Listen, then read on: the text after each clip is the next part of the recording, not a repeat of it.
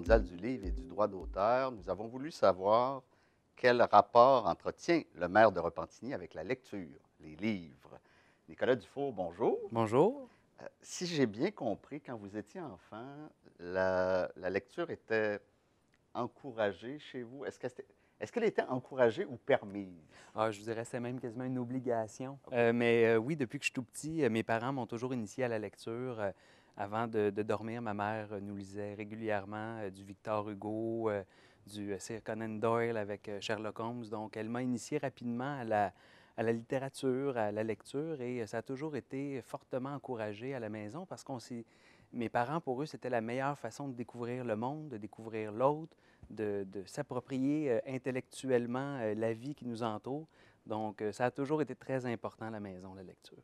Et votre mère, d'ailleurs, a une immense collection de livres, là. Oui, puis particulièrement des livres anciens. Donc, on a toujours eu à la maison là, un amour particulier pour les livres, les vieux livres, pouvoir les sentir, les toucher.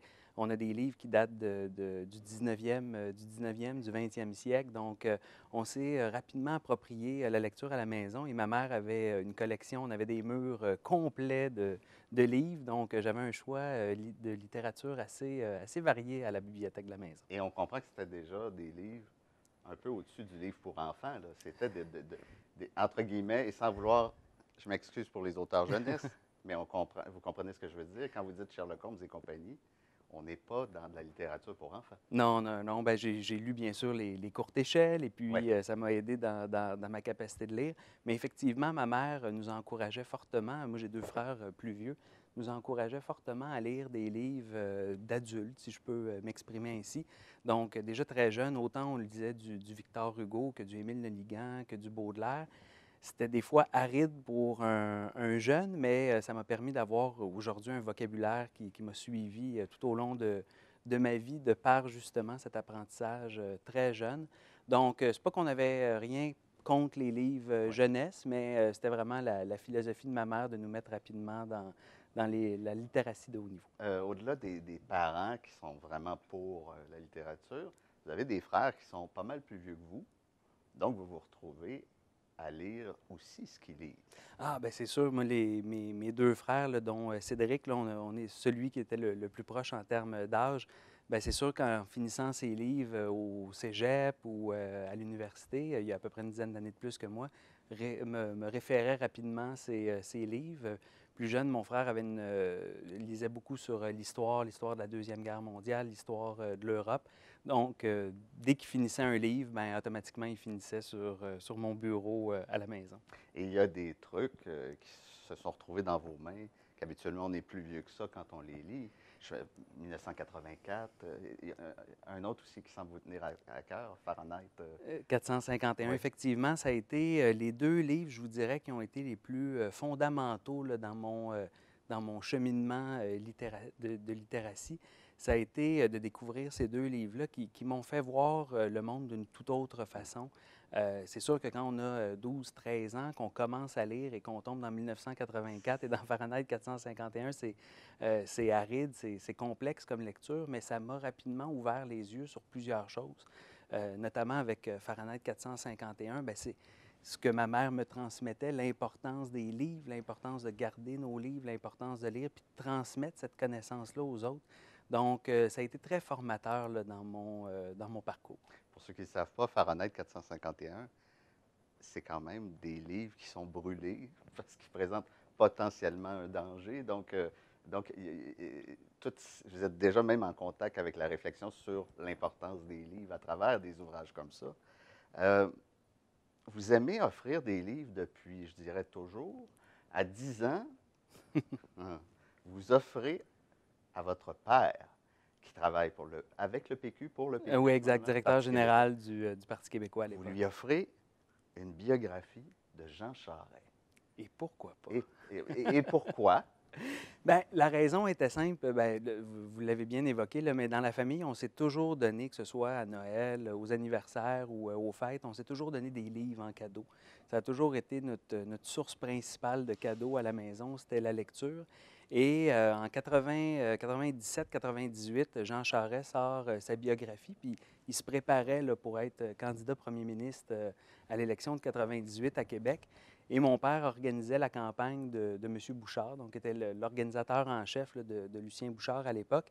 Et quand j'ai vu M. Charest sortir sa biographie, j'ai accouru malgré mes 10 ans pour aller l'acheter puis l'offrir à mon père en cadeau. Parce que j'ai dit à mon père à l'époque, quand je lui ai donné le cadeau, je m'en rappellerai, mais je lui avais dit, il faut que tu connaisses ton adversaire si tu veux le battre aux prochaines élections. Il faut que tu connaisses sa mentalité, ses réflexions, sa vision. Quoi de mieux que sa propre biographie? Alors, ça a été fort utile à mon père, il me l'a dit le lendemain de l'élection, parce que ça lui a permis de comprendre l'adversaire politique qu'il affrontait, M. Charest. Donc, les cadeaux, les livres ont toujours été en cadeau à la famille, puis celui-là était dans un bon contexte pour mon père. Est-ce qu'on peut dire que les livres ont été déterminants dans votre choix d'aller vers la politique? Ah oui, oui, définitivement. Puis moi, j'ai plusieurs styles littéraires que je lis, mais un de ceux que je lis le plus, c'est les biographies politiques. C'est sûr qu'en lisant 1984, puis en voyant le monde qui pourrait y avoir, justement, s'il n'y a pas de transmission de connaissances, si on coupe la culture, si on se crée des nouvelles langues, puis une nouvelle vision, bien, ça m'a teinté dans ma volonté de me lancer en politique, ça m'a teinté dans ma volonté de défendre la démocratie, puis de voir la beauté du système parlementaire, puis de la démocratie. C'est une façon de combattre justement l'ignorance puis l'obscurantisme. Mais quand j'ai lu des livres comme 1984, comme Fahrenheit 451, ça m'a rappelé toute l'importance de l'action sociale, de ce qu'on peut faire comme individu seul face parfois à un système. Et c'est ce qui m'a, très jeune, donné le goût de me lancer en politique en me disant, bien, si on veut changer le monde et si on ne veut pas que ce qui soit dans ces livres devienne réalité, bien, il faut passer à l'action.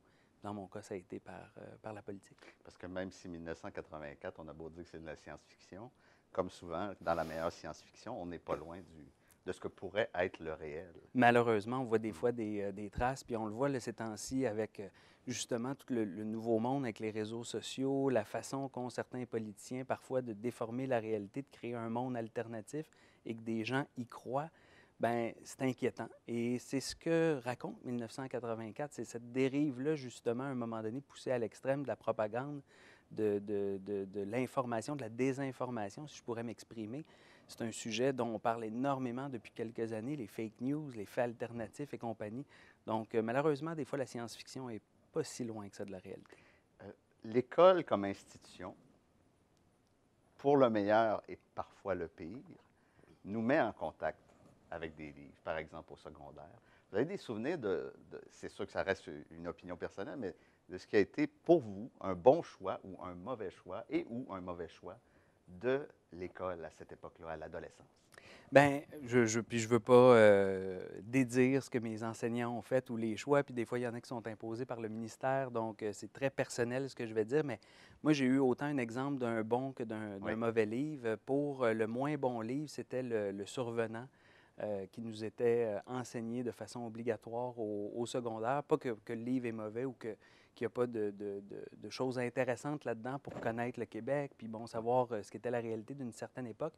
Mais je me dis, des fois aujourd'hui, peut-être que nos jeunes sont rendus ailleurs, peut-être qu'ils pourraient apprendre des choses, lire des choses qui les ouvrent un peu plus sur le monde puis qui nous fait voir d'autres choses. En contrepartie, un excellent livre était d'un de mes enseignants en secondaire 5 qui nous avait fait lire J'accuse d'Émile Zola, qui était d'assez haut niveau pour des jeunes du secondaire, mais ça a forcé les élèves à justement se mettre dans une lecture qui est peut-être un peu plus aride, qui est un peu plus intellectuelle, philosophique, puis ça permettait au moins des beaux échanges et des belles discussions. Donc, vos genres de prédilection, vous l'avez dit un peu, histoire avec un grand H, science-fiction, politique. Est-ce qu'il y a d'autres types de lectures qui vous intéressent, qui vous appellent? Bien, je vous dirais, on est pas mal là-dedans. Là. Tout ce qui est la science, j'aime beaucoup les livres de fiction. Ça me permet un peu de décrocher du quotidien, de réfléchir et d'aller voir d'autres choses. Mais bien sûr, beaucoup au niveau de livres historiques, des livres de politique, de voir les biographies, de lire des biographies, puis de voir ce que d'autres dirigeants ont fait dans d'autres contextes. Bien, ça nous permet nous-mêmes, des fois, de nous questionner par rapport aux décisions politiques qu'on prend ou aux réflexions qu'on a. Donc, je vous dirais que je tourne beaucoup autour de ça. Je lis aussi, j'essaie de lire plusieurs livres de sciences pures.